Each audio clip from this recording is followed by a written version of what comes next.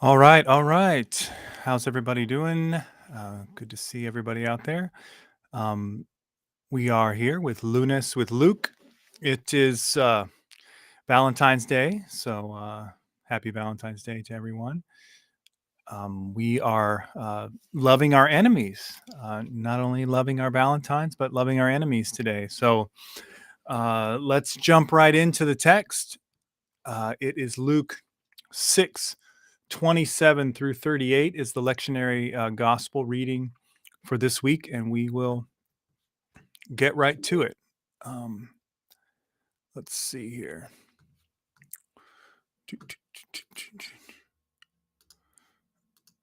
Here we go. Here we go. Okay. But I say to you that listen, love your enemies, do good to those who hate you, bless those who curse you, pray for those who abuse you. If anyone strikes you on the cheek, offer the other also. And from anyone who takes away your coat, do not withhold even your shirt. Give to everyone who begs from you. And if anyone takes away your goods, do not ask for them again. Do to others as you would have them do to you. If you love those who love you, what credit is that to you? For even sinners love those who love them. If you do good to those who do good to you, what credit is that to you? For even sinners do the same. If you lend to those from whom you hope to receive, what credit is that to you? Even sinners lend to sinners to receive as much again. But love your enemies, do good, and lend, expecting nothing in return. Your reward will be great, and you will be children of the Most High, for he is kind to the ungrateful and the wicked. But be merciful just as your Father is merciful. Okay. All right. Some more words that we're probably not ready to hear. All right. I see Mark's over there. Hey, Mark. Good evening. What's going on? What's going on? Appropriate words for what for the setting that we're in, especially geopolitically. Oh, yeah. Yeah. Yeah. Exactly. Yeah. Yeah. What you been up to? Oh, nothing much. Just I took today off I needed a little bit of a break, so Oh, took the day off and relaxed and just watched some old crazy movies. Didn't do nothing much. yeah. That's good. My wife That's and I, good. yeah, she was off too. Oh, good. That's always nice. That's always Yeah, nice. Yeah. yeah, yeah. Yeah. So I guess, you know, one thing to say about this is that it's interesting that it comes, it comes right after the woes, Yeah, um, and the blessings. And there's this, right after the woes, it says, but I say to you that yeah, listen, yeah. love your enemies. So there's kind of an element to it. Element. He raises the stakes. I don't know if it's the right word I want to say, but he raises the expectations. Right. I Right. mean, right after the woe. So it's an elevation. Yeah. Yeah. Well, and also too, you can tell, like, if your audience are the poor and the oppressed, you announce these woes on the rich and the powerful, and everybody's sharpening their knives, Yeah. you Everybody, know, you or know, you certainly get a lot of buy-in. yeah. And so then it says, then it goes right to, but actually, you need to love your enemies, Yeah, yeah. and do good to those that hate you. So yeah. I mean, it's like, the moral expectation is raised quite a bit. Exponentially Right. But raised. Exponentially. the righteous indignation, the little bit of a cold shower is put Yeah. is put on that to some degree. Yeah. Especially if your background if your background during that time is of if you're Jewish, I still say you're still dealing with just like African Americans have the trauma still in it as part of Mhm. their DNA. You're still dealing with the trauma of years of years of being dogged by various foreign powers. Right. So you're still dealing with that. So to hear these words still had to be a shock for them. Right. Well, I mean, and and even the even the people in power that are so called supporting you or whatever are not people you agree with, and not Yeah. you know all of that. So yeah, it Yeah. says yeah. So I mean, it's a tough one, and I think like you say, for communities that live under the thumb or under the boot, Yeah. however you want to say it, Yep. um, this is difficult difficult words. This is a challenge. Yeah. Now I was reading this one article, and he was saying that um, in the Lucan community at that time, he felt that there was little expectation of persecution that had died down, and the community had become Mm. more. I guess the word I would use is diverse. So you had more of those who had some means, and of course you had those who didn't have any means. So it was a Right. more diverse community. So that I guess that view of being the sword coming to you from Rome, that had died down a little bit, but Right. still had to carry some of that trauma with them. From Right. yeah, Yeah. Yeah. from the Yeah. central No doubt. Jerusalem. Yeah, yeah, Yeah. No doubt. No doubt. Yeah. I think that's interesting, because I think you do have um, a more diverse, a more mixed community than, I mean, probably even than we have today, in many, yeah, in many of our churches. yeah, And so these words ring different ways, in to different people, obviously. yeah, Well, I mean, just like, most of us preaching woe to the rich texts in our churches is, in North America is a little tougher than it would be if you were doing that in, yeah, some, somewhere in Central America, or somewhere, yeah, um, so it does make it a little different, for yeah, sure. yeah, yeah. Um, I guess I'm hoping that, I'm hoping that Marcy can get on. She's been looking at she said she was reading this book, um, by a young pastor, who's down in Raleigh area, I think. And the Okay. book is called "How to Have an Enemy," and it's Wow. yeah. So it's it I listened to some of it on Audible about triple speed. So I'm not Okay. sure. I'm not sure how much I caught. How much have I caught of it? So any criticisms I have to set aside, because I listened to it at a lightning Yeah. pace. So, Yeah. Yeah. um, Yeah. but Yeah. but I think the question that always comes to me, I guess. Oops.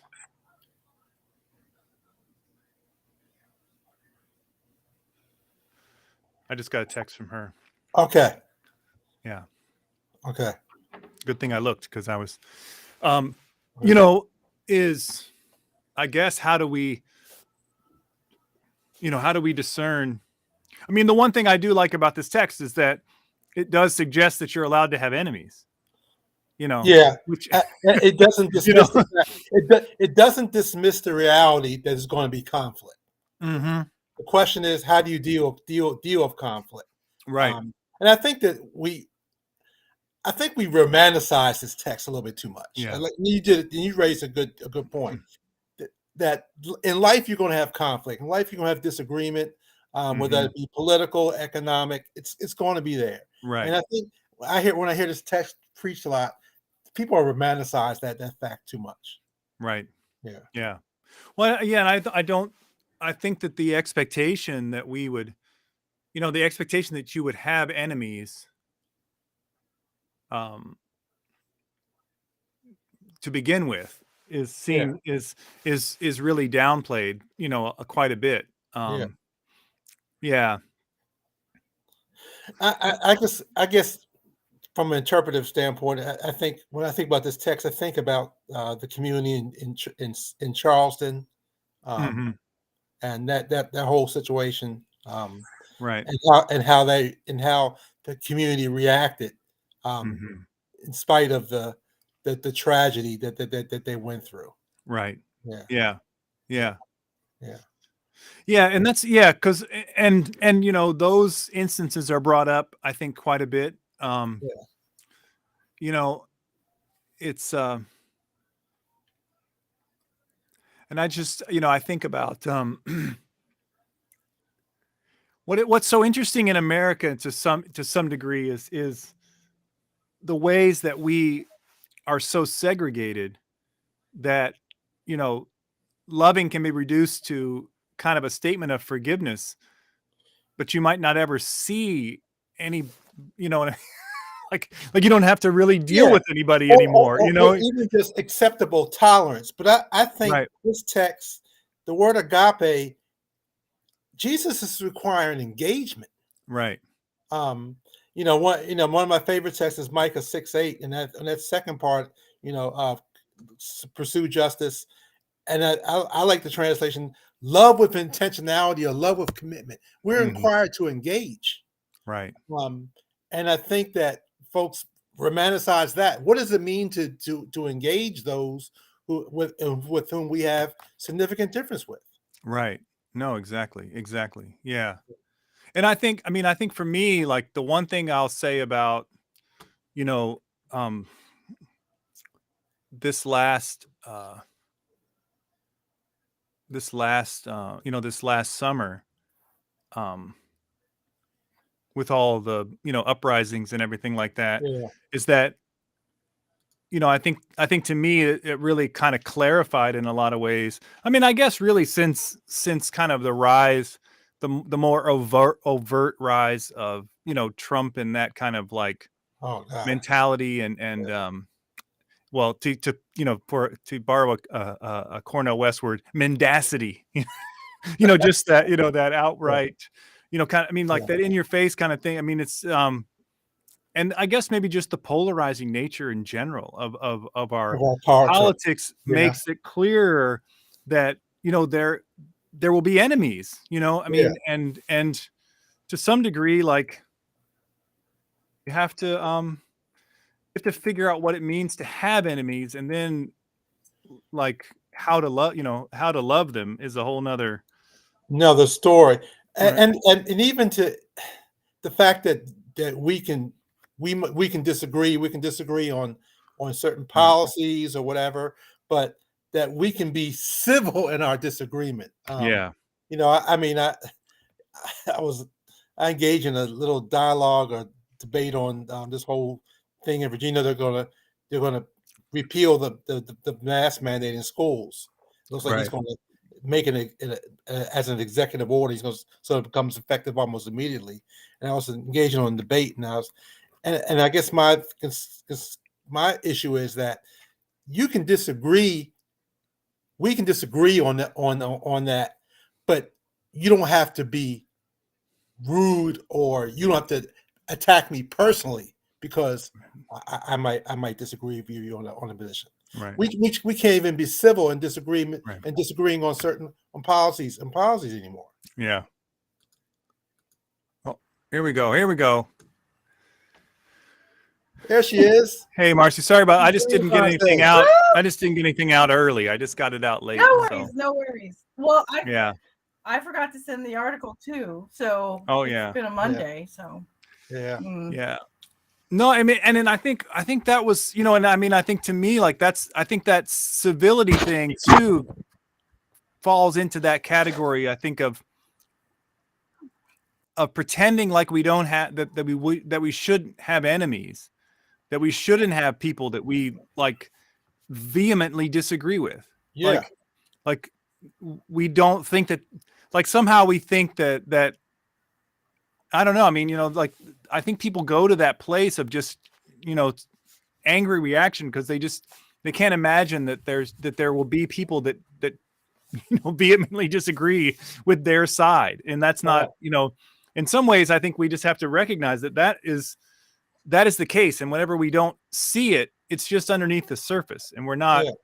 you know, and I I think the church, I mean, you know, obviously I think the church, and I think coming from a Jewish background, Yeah. that kind of in your face, like disagreement with people about their, you know, religious understanding, about their idolatry, about their, you know, like they're not being people of the one true God.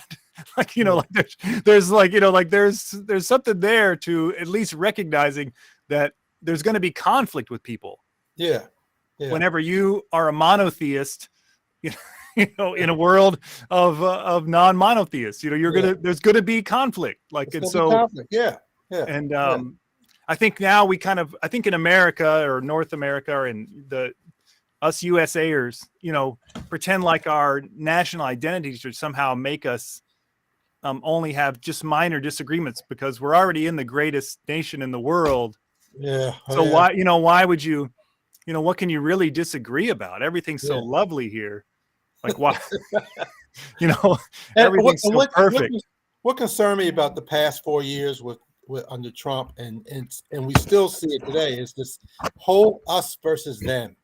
You know, and how dangerous that is. I thought that, you know, we had gotten past that a little bit when the Berlin Wall came down, and you know and that we agree that there's only one planet and we got to live peacefully. But you know, now we see what's happening in Ukraine. That is a reminder that, I hate to say it, this thing could become apocalyptic just like that. Right. You know, if American soldiers start shooting at Russian soldiers, right, and this thing can drop in a dime. Right. Yeah. And what's really crazy about that, I mean, well, anyway, I mean, I don't know if we want to go, that's a, you know, I mean, it's weird that we have come so far from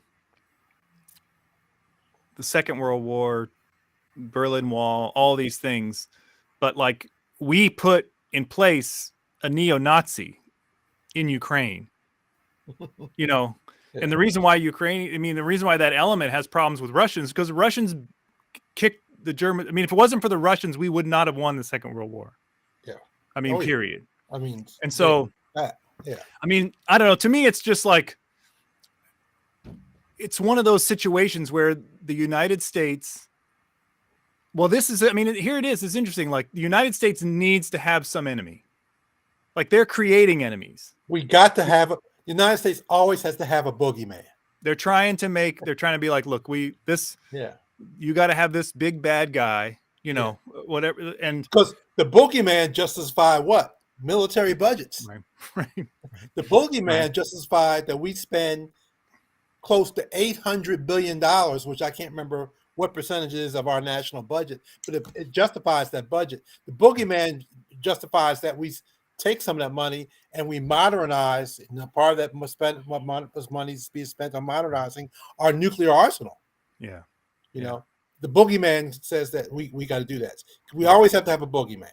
We always got to have a Freddy Krueger, Jason, whatever your favorite monster, monster is. Yeah, for sure. All right. Well, Marcy, what have you been learning? I was telling Mark earlier, I listened to part of that book on Did you? Like 2.5 speed or something like that. So what did you glean? Well, I'll have to say I'm that, like, reading it. How far did you get? I didn't get far. I read the introduction and I was reading the Love Your Enemies chapter. That's what we were talking about. And I think she just, it's all jumbled in my head. Yeah. Well, I guess I didn't want to criticize the writing because I listened to it so fast. You know, so I didn't want to blame her, you know, for anything, but I did feel like there's a lot of like jumping back and forth between, you know, like she has a statement and then she's like, well, in, you know, El Salvador, blah, blah, blah, blah. And then back and forth in the back. And it's kind of, it's hard to follow. I do think that, I do think, go ahead. Sorry. No, well, this is one of those weeks where I found the Old Testament lesson helpful to think about in context. I was, you know, just just to be completely transparent, I was supposed to preach this next Sunday at St. Andrews. She asked me, she's like, "Will you preach before you leave?" And I was like, "Okay." And so I picked the 20th, not realizing that, in transitioning away from that church, there's a lot that has to be done. Yeah. And I frankly don't have time to write a sermon when I'm trying to like leave, but leave a way that's, not detrimental, like make sure all the paperwork stuff. Yeah. So I told her, I said, I can't really preach. But when I first realized I'm going to be preaching it, I really honed in on Joseph's story because I think it's, well, I think I said in my email to you guys when I sent you that one thing today, it was like, because, how does he get there? They basically trafficked him. Right. You could say Joseph was, they trafficked him in modern vernacular. Okay, let me just say out, like, I know that there's, usually no one watching. Oh, sorry. but I mean, if anyone is watching, if anyone's trying to follow along, the lectionary text in the gospel is the Luke that we read.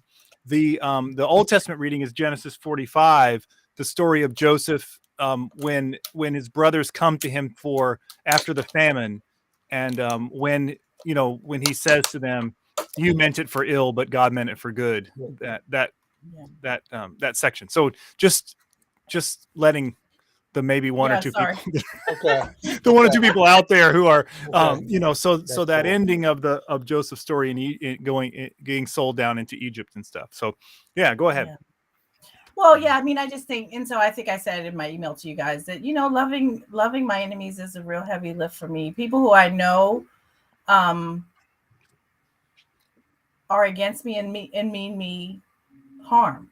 Right. So when I think of those, I think of people who gerryman, and who are doing, trying to destroy the validity of Black voting, and Black and brown voting in all these places, rewriting so that our power is diluted. I mean, you are my enemy if you're doing, and so I but I think the one thing I think I was trying to follow in her book is that she was talking about that loving your enemy means that you work, I guess, against their interest, in the understanding that when you do that, they ultimately, I think, realize that they're caught up in the same oppressive system that we're fighting against. And ultimately, when you do that, you're rescuing them as well.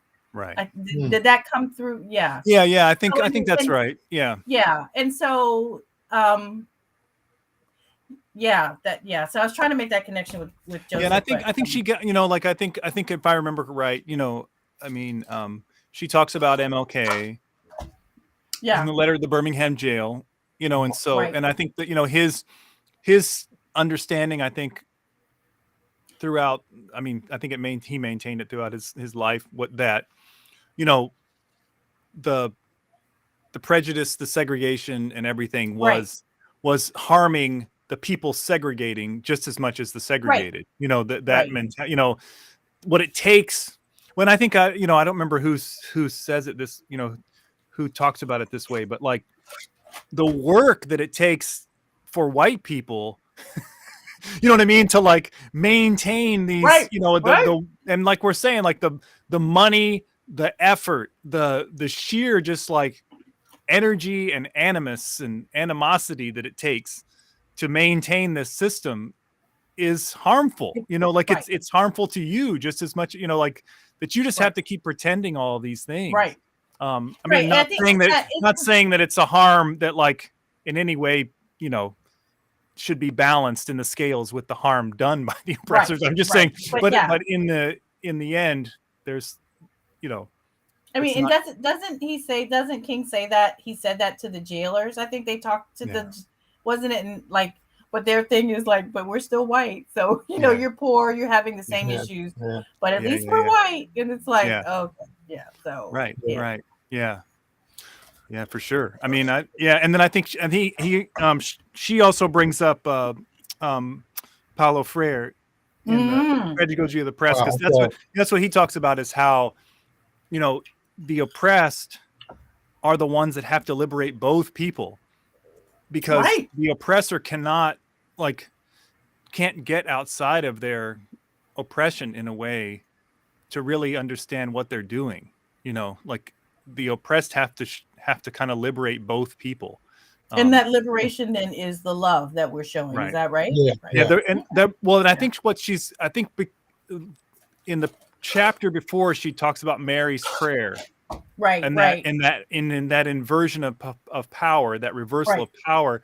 And I think what she's trying to suggest there is that, you know, like when we advocate for this and we work for this reversal, that it actually ends up being to the betterment of everyone. You know, even the rich, or that go away hungry in the new system that's put in place, in the new kingdom, they realize that they have it better. Right. Even though they're going to fight tooth and nail, you know, to keep what they have now. But whenever the reversal happens, they'll realize in the new kingdom that that it's a better way to be, and it's a more, you know, holistic. You know, it's a similar argument, I think, with womanist thought as well. Is that as Black and brown women are uplifted, it really is about uplifting the entire community. Everybody. Right. Yeah. So that's consistent. So that So if Black women can get to a place where they're doing well, everybody's going to be everybody's going to be doing well. Yeah. Right. Yeah. No, exactly. Yeah. And I think so. I mean, I think what she's trying to do in that book is to make it so that, you know, the love your enemies doesn't have that idealistic, saccharine kind of quality to it, where it's just like, you know, we're not going to really have any disagreements. We're just going to love everybody and you know, and whatever. Like that's so yeah. And I tell you, I feel that. I mean, like I said, I mean, the lines just have become really clear. And I mean, they've always been there, but, you know, the lines have just been really clear about there's people who mean other people harm. And if you are friends with those people, you know, who are, you know, meant harm, then, you know, you have to say, like, look, these people are my enemies in this particular fight, you know, that we're in. I think sometimes it's a strategy. We you know, the snakes are there. So you acknowledge the reality of the snakes, but you focus more on the strategy of transformation. I was thinking about, you know, many years ago when back in the 79, 81, when I was at UVA, and the struggle the Black students had on campus of UVA. I don't know if y'all remember, UVA made national headlines back then. Struggles for more African American students, for more structures to support African American students. Right. And then one particular structure was the struggle over what was happening with African American studies. Right. There's those that felt that university wasn't supporting African American studies, and the students want the school to have a department of African American studies, and the schools want to have more what they call an institute. And that struggle, I think I remember I was close friends with some of the students who were really the leaders of the movement, and we never viewed the administration as the enemy, but we focused more strategy on how can we bring about transformation. Right. So yeah. Well, but I mean, I think nowadays, I don't know what you would think about this, but, like, you know, nowadays some of those, like, really right-leaning big money folks have created these institutes on college campuses, you know, that kind of churn out this, you know, that churn out all of these, you know, whatever, these position papers and, you know, they're the ones that, they're the ones that fuel this like anti-critical race theory stuff. Like they churn out all that stuff, and they're just, and of course, a college or a university, you say you're going to pay for the school of blah blah blah or the so and so institute, and you're going to fund it in perpetuity.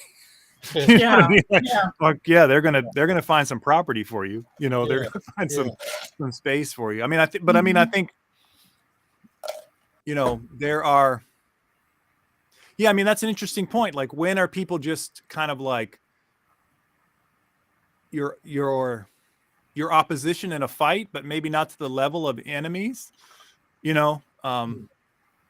don't necessarily mean you harm. They just mean to ignore you. You know what I mean? And when are people like, actively against you? And in some ways, I think it has to be, in some ways it's hard. Like, it's always hard because of our focus on people and individuals and not on,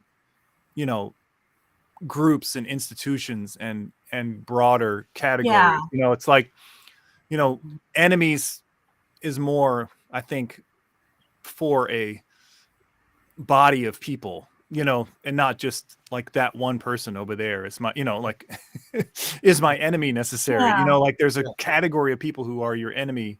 I don't know. But maybe not.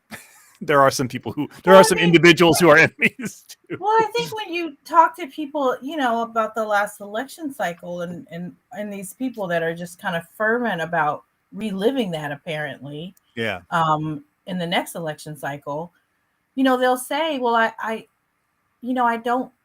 don't dislike Black and brown people, and I don't mean you harm. Again, it's that emphasis on individual self. I see this person's policies on economics. We agree more because I need more, my family is suffering from whatever economic fallout, and this person seems like he has the right answer, or he's tougher on crime, whatever they say, and that concerns me. But they don't take the whole, it's almost like they don't see the whole picture of the person. I don't know how they could have missed. And that's why people are saying, everything that transpired in those last 4 years, I don't know how. Oops. If you had been paying attention, whoops, can you hear me? Yeah, you just froze for a second. It pauses. Oh, okay, it scrolled. Right? It was like, oh, connection issues. But you're thinking still so much about what works for you, and then you don't see how systemically that person could be detrimental to a whole just groups, and not just groups of people, climate, creation, all of it. And so they don't see themselves as an enemy. They see themselves as, trying to look out for their own best interests and their family's best interests. And they don't And that's why I think that Ephesian text is so important, that we don't wrestle against flesh and blood, but principalities and powers. And Paul saying, it's emphasizing the fact that there are systems in place. It's not so much individuals, it's not so much Darren or Marcy or John or whatever, but it's the system it's a system in place, a system of evil, which is weighing down on folks. And that's why I keep on saying that how it's important as we look at economic issues, that folks have to understand macro so they can understand what is it that they're dealing with, and why is it that, Oops. Mark, you froze? Is Mark on? No, I think Marcy, I think your internet is Am I freezing. the one that's crazy? Yeah. Okay. Well, no, but it looks like it's good. It looks like it's good now. It comes and goes. It looks like sorry. your strength looks good now, but it was going back and forth. Yeah, it's weird. I was gonna say that why is it that folks companies can't pay folks a living wage, but they can spend $700 million on 1 minute? Right. Yesterday. Is that what that was last? 1 minute. Each commercial was 700. I'm sorry, 700. It was 7 million. Each commercial was 7 million. Each 1 minute spot was 7 million. What's weird about it is that does anyone actually? How many people actually watch it at the time? I don't know. I mean, because they'll just do it. I mean, I catch it all on YouTube later, so I don't know about, you know, I mean, you ain't getting not getting your bang for your 7 million out of me, but well, I mean, and you know, and there's a classic kind of statement too about, you know, if you want to see how much money your company's willing to spend on workers, try to unionize. Yeah. You know, because they'll spend a lot of money to keep you from doing that, you know. Well, yeah, I mean, and I don't know. I think that this I mean, to me, the problem with the whole thing is that the level of discourse, you know, we kind of get tricked into like cheering for Democrats and hating Republicans, or cheering for Republicans and hating Democrats. I mean, and in the end, like, you know, what's the last however many years it's been since Biden has been in office is that we haven't, like, he hasn't shown us that we get anything out of voting for him, you know. like what, like he hasn't, like what they're not doing. Only thing is he looks nicer, you know. I mean, he seems like a nicer guy most of the time. Half the time he's not even that much nicer. He's, you know, can be kind of a jerk himself in his own ways. Yeah. But I mean, it's you know, and I mean, and I think about the I mean, you know, think about Bernie's campaign, and there were ways that he was reaching people who ended up voting for Trump, because it was more issues based on things that people actually care about. Like, I think if you have, I mean, maybe there's a point to this whole thing, this whole text, where like it should help us learn how to define enemies of the church in a better way. You know, like, you know, the enemies of the church are not like gay people or the gay mafia of Hollywood or whatever, you know, people, whatever the people say these things are, you know, like those are not, you know, like, especially if you confuse doctrine with God's reign, then you definitely, those are not the enemies that we're talking about, you know, these individual, no. Well, and again, I think it comes down, I mean, I think that's why it's so important to think about in Luke, what is Luke's understanding of what like salvation means, and what does the world look like after or in the midst of salvation coming to people, you know? And yeah, if all it is like people saying the right words and trying to modify their behaviors in a certain way to meet some dogmatic things, then then you can define enemies that way. But if it means like, you know, flourishing for everyone, like, then that means that the enemies of flourishing are your enemies, you know, the enemies of, you know, the people who want to destroy the planet, the people who want to, you know, continue to hoard everything for themselves, the people, you know, like all these, like, these people are your enemies, you know? Yeah.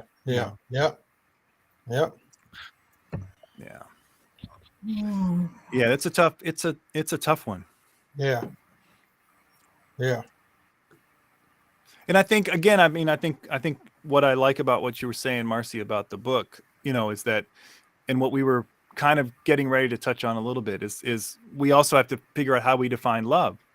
You know, when we talk about, we need to know who our enemies are, and we need to know what it means to love them, because the love is a different, you know, there's a category that, you know, there's a category there that we and then what it means that God is merciful, and how we're supposed to be merciful in that way, you know, and by the end of the text is what we're talking about, you know. And the turning of this one with the turning the cheek, right?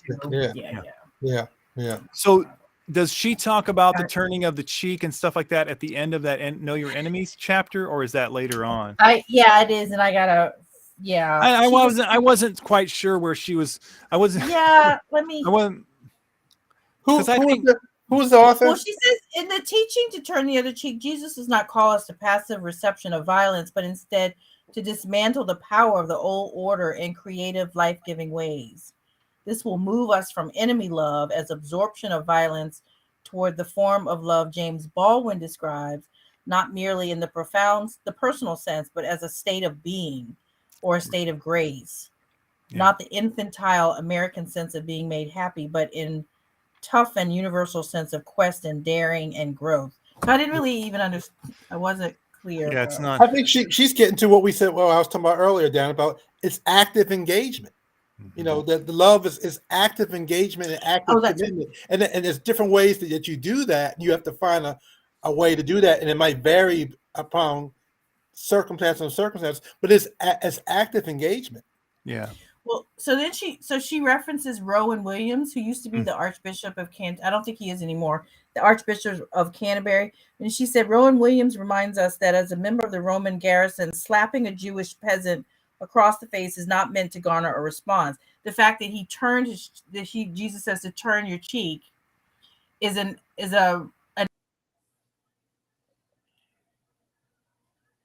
it's designed to be, when someone slaps you, it's designed to be the end of the story. That's supposed to be it.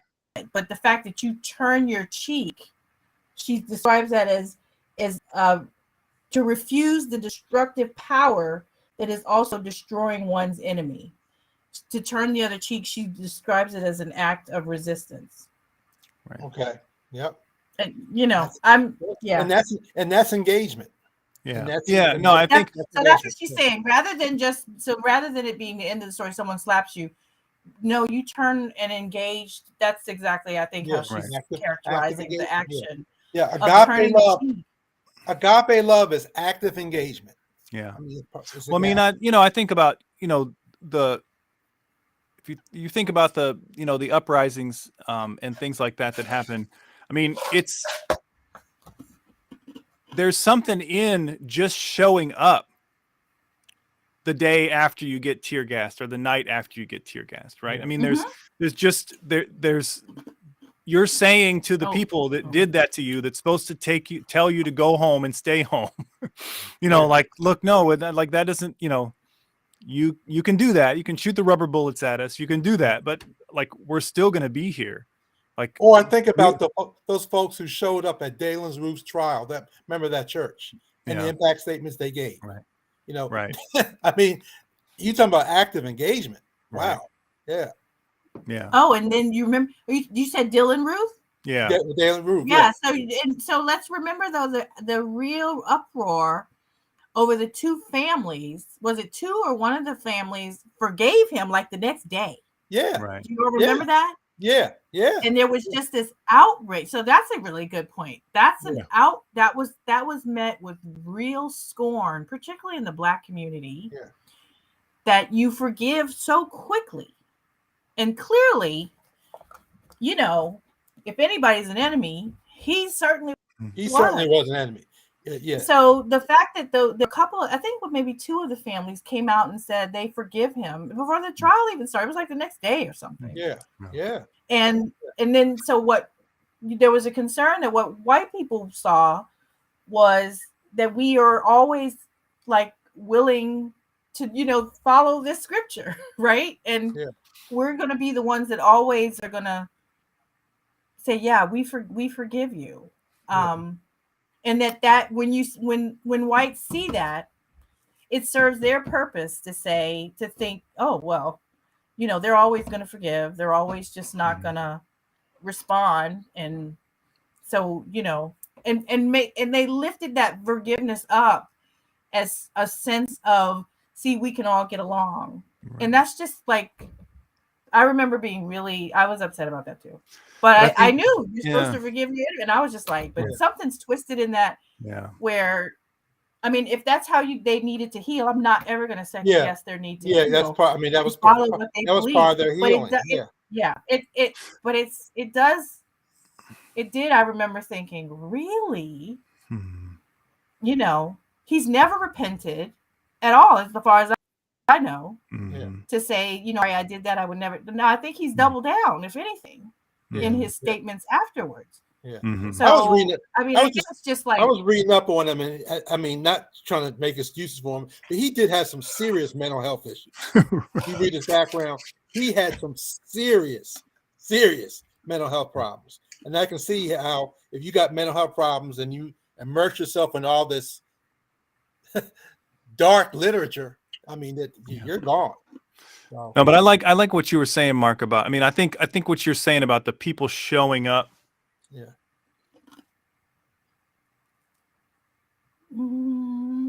Oh, sorry. I just saw an email from Leonard. Okay. But yeah, he said he got stuck with pharmacy folks. Pharmacy stuff. Yeah. Okay. Yeah. Anyway, so I like what you were saying though about the testimony in the court. You know, I mean, I think that you know, I think there are ways to stand up, like you're saying, and to show a love that's an engagement, that's a challenge. Yeah. To the system and the power structure. And I think those people needed that. I mean, that again, that, like Marcy said earlier, that was part of their healing. So sometimes, it's not just it's what I need, what they need, what that community needs. Right. They needed that. Yeah, I don't move on. Yeah, but I do think though that it was a lot of conversation. Yeah, but I do think that there are ways that in all churches, obviously these texts have been corrupted and changed in a way, you know, that where, because I think there obviously is something, you know, where what we were talking, I mean, like with womanist thought, with feminists, with all kinds of, you know, I mean, is that, you know, you will get praised for coming out and forgiving quickly. You know, that'll be universally accepted as a wonderful thing. But it also, you know, it doesn't really challenge anything. You know, I mean, it doesn't really change the it doesn't seem to shape hearts and minds. You know, I mean, the white evangelicals will say, well, those are, you know, bless their hearts. Those, you know, exactly. I mean, I'm not gonna say anything negative about this dude who did this necessarily. You know, it's a bad thing, so on and so forth. But you know, like that's not challenging the actual structures that put him in that position and reinforce that position. You know, I mean, so yeah, I mean, you're right. I mean, every individual has to choose a way, you know, a way forward. But I think there's a dynamic there that we have to, you know, always look at, because I mean, I think you're right. Like that. I mean, basically, anytime the mainstream media immediately praises you, right, but you have to start questioning what you're doing and whether you're doing the right thing. Because you know, and so you know, one of the other reasons I identify with Joseph's story is just a complete family dysfunction, generationally speaking. So of course, my background is working with families in dysfunction. Particularly when there is violence with, you know, one partner toward the other. Right. And other than this scripture, I think only the First Timothy scripture, I believe, about submitting to your husband has been more harmful to the women that I work with. And, you know, and I don't think this is probably not going on as much now, but, you know, when I first started that work, you know, there were women that would come to the shelter and say, well, my pastor said, you know, I need to forgive, I need to submit. And so, and I'm just going to go home and kind of suck it up. And so, pastors praising the spouse for forgiving and going back, but nothing is changing in the abuser's mind. Nothing is being challenged. You know, it's like she's getting kudos for doing her wifely biblical duty. And yet, you know, next week he'll knock her into next week again. So it's we have to just a lot of that. No, and I think again it comes down to you know, defining love, defining enemies. You know, I mean, like what, you know, like the people, I mean, you know, someone who is physically, emotionally, whatever, you know, making you a smaller, more harmed person, you know, I mean, is your enemy. I mean, that's just all there is to it. You know, and I mean, and Bell Hooks would say that anyone who can do that to you does not love you. Right. You know, that's not love, that you're not in a, you know, you're not in a loving relationship. Right. Yeah. And I think I think we belittle the fact that love starts first with loving ourselves and affirming who the godness in us and affirming the gift that we are. If we can't do that, You know, I mean, the song says the greatest love of all does start with love of self. You can't even love God unless you first love yourself. You got to love yourself. Well, God, for me, it starts with God first loved us. That's where it starts. Yeah. And so the character of God is not exemplified in some of the acts that people who say they love you. That's not representative of God's character. So yeah. God was the initiator always, and that's not what God initiated. Right. Exactly. Yeah. That's what Otis Moss had preached about really this past Sunday. Mm-hmm. Otis Moss is who wrote the foreword to this book we're talking about, by the way. Okay. Wow. Who's the author of this book? I can't. So, what's her name again, Marcy? The author of the. Oh, she froze. She froze again. Yeah, the internet must be going in and out. I keep freezing. It's all the ice I'm eating. I keep freezing. Ice, baby.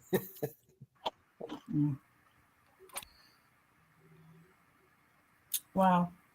Yeah, I mean, I think that it's interesting. I mean, I think there's.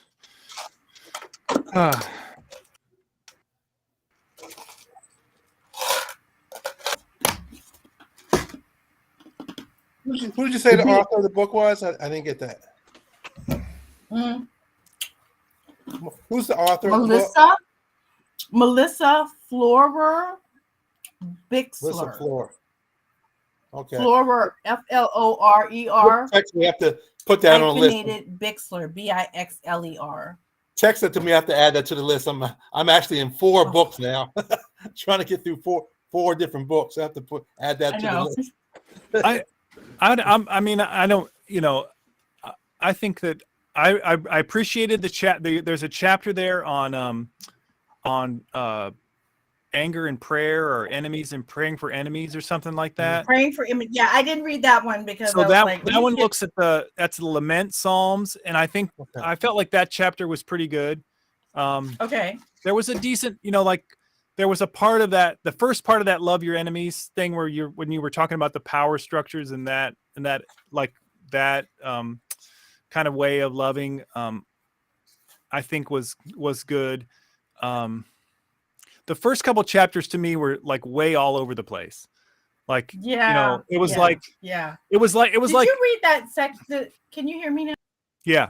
Did you read that section where she described Herod, the different animals and the characterization the fox of the fox? Yeah. No, I thought that was interesting though. That was good. That was interesting. Yeah, there was some interesting points, but there was also some places where I was just kind of like, it was like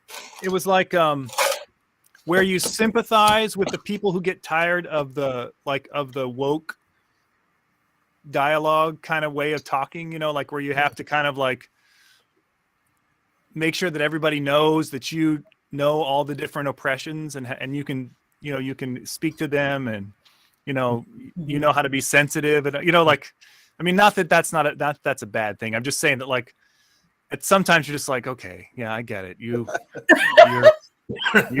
get it. You got your, yeah. But you check all the boxes. We get it. And there's also there's also a moment she talks about a massacre that happened in El Salvador back in the 80s. What? And and she says that it was perpetrated by guerrillas. And that's an interesting way of saying it, because it was the government forces who did the massacre, and there were rebels, in the area too, but it was the government force. So like, I wonder, I just wonder like what she's, to me, like that's kind of in the context of this book, to mistake the government, probably CIA backed and trained people committing a massacre and just calling them generically guerrillas, is missing a point of enemyhood in my mind, but the layer there. But anyway, speaking of that, what do you guys think? Do you guys think that Kendrick Lamar's lyric was edited by the TV so it didn't go out it was at the stadium, or do you think he left it out altogether? I don't know. Okay, so tell me. So this is in the song "It's Gonna Be All Right." What was the lyric that was missing? The lyric is, "And we hate Popo, especially when they kill us in the street for show." You know, so like, I mean, like the hate Popo was clipped, and it sounded to me like it was clipped, like audio wise, like either on the broadcast or in the stadium, like. I wasn't. It didn't sound to me like he didn't say it. You think it sounded like it was muted. Yeah. But then someone said that Dr. Dre still said one of his lyrics that was against police. Well, and apparently the NFL told them not to kneel, but Eminem did it anyway. Eminem did, I guess. Yeah. Right. They said that they had told him not to do it, and he did it. So right. They let him take the fall, I guess. Yeah. Yeah. You do it, Em. Yeah. I mean, yeah. What's that? Yeah. That's probably. I don't know that's probably appropriate. What was 50 doing? I don't know. Hanging upside down. That was just weird. Well, that was his video. Remember? That was his video. I don't know. That was the. Well, of course, he didn't have his shirt off. I think in the original, right? Like in the video, in the original video, he had his shirt off. The original. Oh, okay. Yeah. I was watching a guy. I was watching one of my Arsenal. This guy who does Arsenal commentary, and he said everybody started calling him Dollar Bill because he's about twice the size he was. Back when he was 50 cents. Yeah. Oh my God. You got to call him Dollar Bill now. Yeah. But it was good. It was. Yeah. I enjoyed it. But anyway. Okay. Yeah. Anyway. So that. All right. Well, that was my. No, it was a decent showing, actually. And speaking of lament psalms, so someone was commenting about, it was so good to have hip hop blah blah blah on the thing, and Greg Carr, the guy I've sent you a couple of his clips. Yeah, Greg Carr, who's at Howard University's African American Studies at Howard University, he quoted Psalm 137. When we were on the shores of Babylon, they asked us to sing a song. Wow. Okay. Yeah. So, so he that was his commentary on there, on people celebrating this opportunity to sing to perform at the NFL. So I thought that was an interesting biblical reference that came up in but yeah. Mm-hmm. So, well, all right. Well, I don't know. What is the next week? Oh, next week is Transfiguration. Ooh, really? Yeah, we're already done, isn't it? Yeah, the 27th is Transfiguration, so it's Luke 9, 28 through 36. Wow. Okay. Are you looking at your calendar, Darren? No, my calendar's at work, but I have a printout of all the readings. All the days. Yeah. Okay. Yeah. So Luke 9. Yeah. All right, that'll be interesting. I did, I bought that book, Darren, the reversal one, and I hadn't opened it, and I had until like the 31st of January to return it. But I forgot to return it, so I now have Salvation, the one we used that first time. And it's not bad. It's got all the Greek in it, though. Huh? It actually is pretty. I mean, it's a pretty good book. It's just way too academic. I mean, it's like more than you have to really be ready to get into. Which book is this? The one I sent. Remember, I sent that little chapter out of it from Salvation and Luke. Yeah. With the three or four different things. Yeah. So it's that book. Okay. Actually, well, anyway, I thought. Do you have it? I thought you just got it out of the library. You read it while you had I scanned it. Actually, okay. I need to call Lisa and tell her to send me chapter 7 or something like that. I think I did. I think I missed. I didn't get I can do it. You want chapter 7? I think is that the last? Is that one of the last? Am I frozen again? No, you're good. No, you're good. Yeah. Anyway. I think there's some good stuff in there. What's that? Yeah. Do you want me to send you chapter 7? Yeah, maybe so. Yeah. Yeah. Okay. I can do that next week. Yeah. Okay. When I go back to the office, I can do it. Okay. Yeah, that'd be cool. All right. So Luke 9, transfiguration story, and Luke is the one who says something about he was preparing for his exodus, or he uses the term exodus in the transfiguration scene, and that's different than everybody else. So okay. And then I think the Old Testament text is I think Moses with the shiny face, and then the New Testament text is the 2 Corinthians text about Moses with the shiny face. Okay. So lots of shiny face Moses going on. Ooh. Before we end, I came in on y'all talking about, I believe, Ukraine. So, Darren, did I hear you say so the leader of Ukraine is like a neo-Nazi? Yeah, like both Putin and this guy are just like bad guys. And so said today, I mean, on the news, I mean, and the news is always just so dramatic, TV news, but the way they're talking is like imminent. And I wasn't, so I'm like, what am I supposed to be thinking and doing in preparation for this situation? I mean, well, hopefully, again, our position is, the United States position is that clearly the United States can't engage, because if the United States engages, then this thing just gets out of hand in a hurry. And I heard two military leaders just say that the United States just can't engage in it. I mean, okay, but what are these dire consequences they keep saying they're going to pull out? If something, it'll be swift and decide. I'm like, what are y'all going to do? I didn't understand. It's economic sanctions. Something they can do. They sent over the nuclear bombers. Yeah, I'm just like, but here's the thing.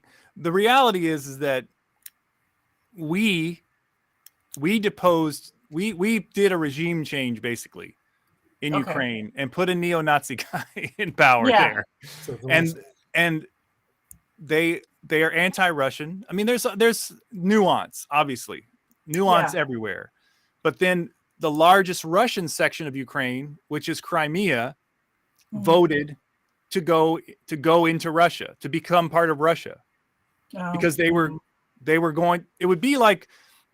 It'd be like basically like if white supremacists took over, and you're living in like Alabama or something like that, and someone says, hey, we'll take you over here, some small state becomes a black state in between South Carolina, Alabama, and whatever, like you're going to want to join them, and so, and Putin has said all along that if Ukraine is led into NATO, that's just a no-go for him or for Russia in general, so basically if we would just back off on Ukraine being a part of NATO and let the Crimea vote stand, there would be no problem whatsoever. There would be no issue. Because, I mean, Putin he's got no desire to having a land war in Ukraine. I mean, Russia is in trouble. Like not like they're a superpower or anything like that, Yeah. I mean, it's economically, right. I mean, and honestly, from what I understand from people who understand the military situation, I mean, Russia does have a strong land-based military. So if it comes down to that, like, it's not going to be pretty. Well, it's going to be for the non-Russians. Yeah, it's going to be like, whoever's on that side, and I don't know, like, it seems like that we always insert ourselves into these positions where we just end up messing with the lives of all these people that have nothing to do with us. Yeah. Right. What are we, what are we doing? I mean, why are we changing the government in Ukraine? Why are we messing with the government in Ukraine in the first place? Especially to make them neo-Nazis, Right. That's crazy. Yeah. Yeah. The economic impacts, I don't know if you'll follow oil's already over. That's my check. It was like $94 a barrel. Right. So You already see the impacts in that when you look at the oil markets. I mean, it's crazy. So I'm looking for that to even get any worse, and that'll probably be reflected in further in gas in another couple of weeks. So, wow. Thank you. I needed that quick tutorial. I'm just. Well, I mean, obviously, I mean, I don't know.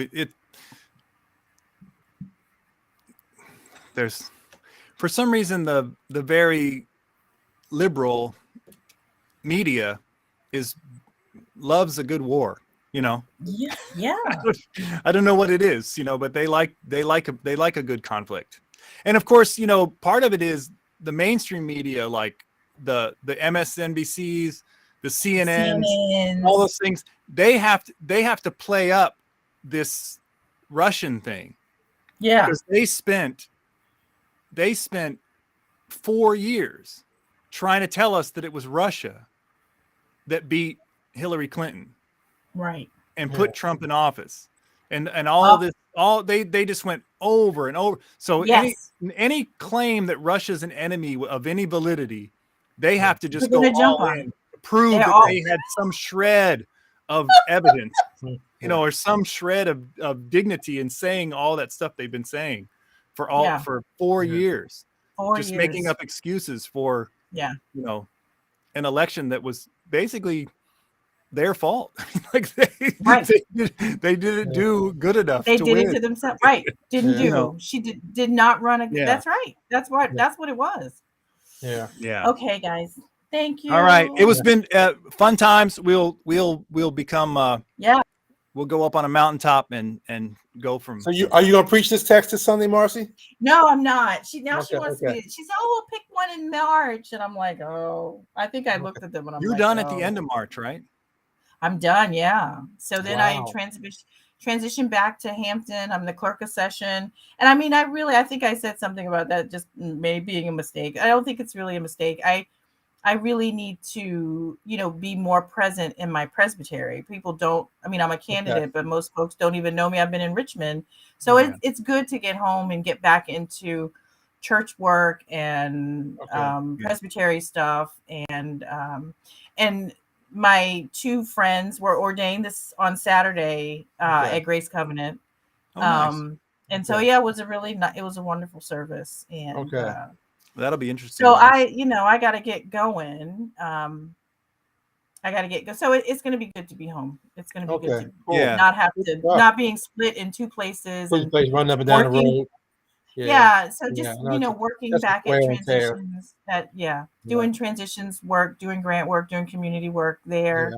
So it's good.